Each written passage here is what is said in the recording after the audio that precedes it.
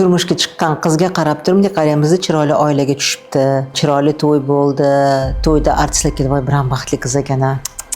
Yana sarpalaqa berishgan, kuyotra voy xudodan so'ragan ekan-a, xudoga aytgani bor ekan-a. Qiz har kuni storiesga gullar qo'yapti.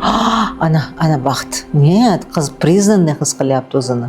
Vaqtinchalik qurib qoladigan gullar vaqtinchalik baxt illyuziyasini beryapti. 2 marta sevaman deganiga o'zini bilan все божественная девочка deb o'ylayapti.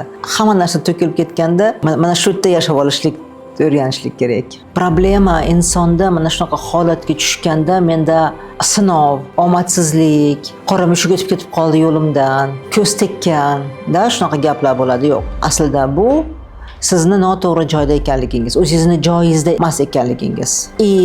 Har qanday masalani, har qanday holatni sizni точка зрения, sizni qarashingiz, sizni восприятие, sizni munosabatingiz bilan, to'g'ri, sog'lom munosabatingiz bilan o'zgartira olasiz.